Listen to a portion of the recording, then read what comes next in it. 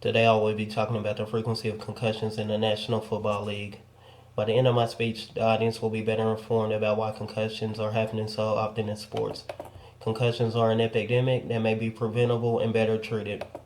As the National Football League nears an end to its legal battle over concussions, new data from the largest brain bank, focused on traumatic brain injury, has found evidence of a brain disease in 76 of the 79 former players it has examined. During the preseason and regular season of the 2012 and 2013 NFL seasons, there were 489 diagnosed concussions. People should care about my speech because I'm giving the most up-to-date and the best information about concussions. I will discuss what concussions are, the number of players affected, and the National Football League's protocol for managing concussions. To start off, I will explain what concussions are. A concussion is a minor traumatic brain injury that may occur when a head hits an object or a moving object strikes the head. It can affect how the brain works for a while. A concussion can lead to bad headaches, changes in alertness, or a loss of consciousness.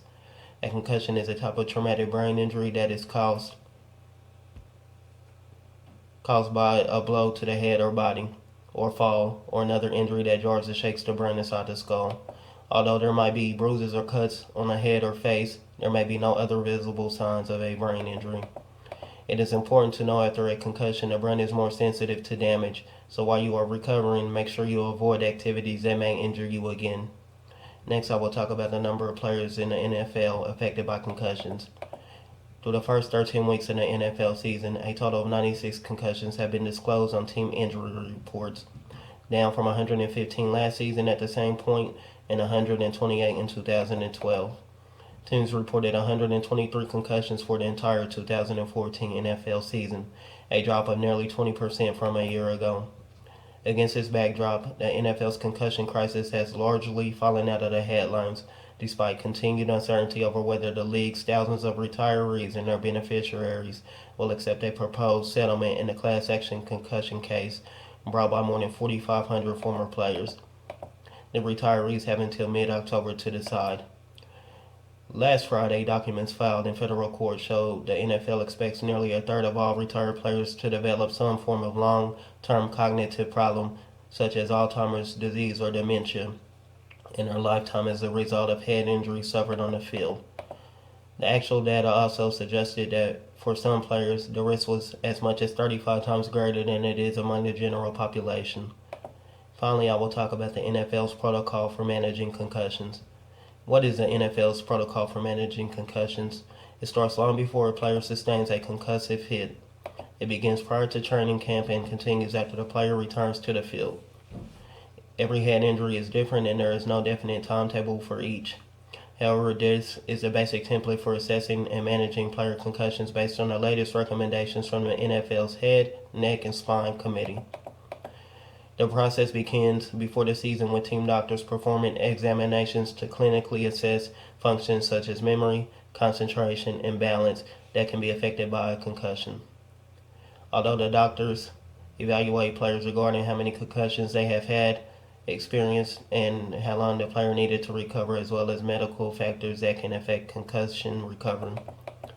Players also fill out a list of current symptoms, including headache, neck pain, fatigue, and others, as it is important to know what they are experiencing before any concussion standardized baseline concussion tool is utilized. To assist the medical teams on game day, there is now an eye in the sky as a certified athletic trainer sitting in the stadium box who watches the game and television replays to scan the field and look for players with a potential head injury who may require assessment by medical staff. Players who are suspected of suffering a concussion are assessed by their team's medical staff. The team physician first reviews a 6-item checklist outlining findings and necessitate a player immediate removal from the game. The checklist includes the more obvious symptoms of a concussion: loss of consciousness, unresponsiveness, confusion, amnesia, and other concerning symptoms. The team doctor then administers the rest of the sideline concussion assessment tool in order to further assess for concussion. The sideline test includes the same test performed as part of the preseason baseline concussion assessment, as well as some additional questions.